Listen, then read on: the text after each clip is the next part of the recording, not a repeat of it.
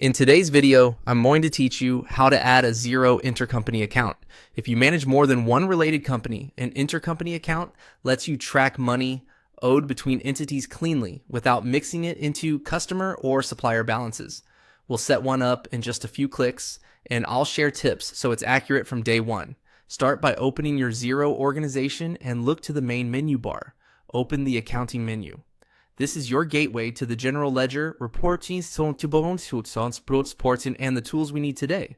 From there, choose Chart of Accounts. The chart is the master list of every account your books use. Creating a dedicated intercompany account keeps your balances transparent and easy to reconcile at month end.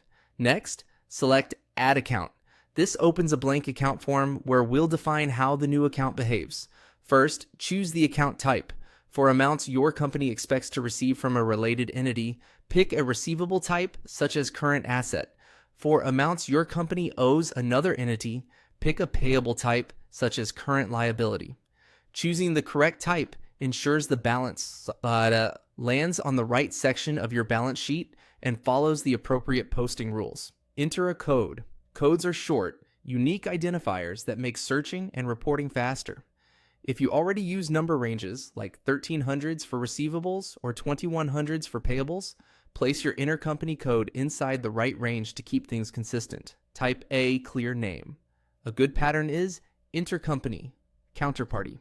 So anyone reading a report instantly knows which entity the balance relates to. Add a description.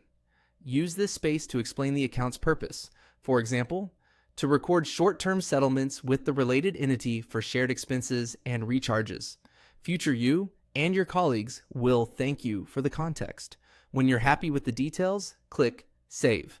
Xero adds the new account to your chart immediately. A few quick tips as you wrap up.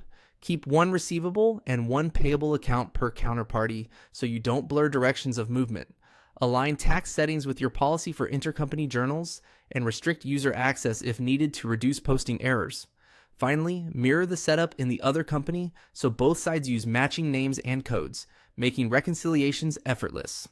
If you need to document the process, take a quick screenshot of the saved account details and file it with your month-end checklist.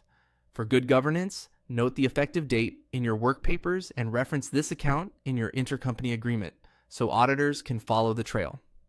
That's it. You created a Xero intercompany account that's tidy, traceable, and ready for posting.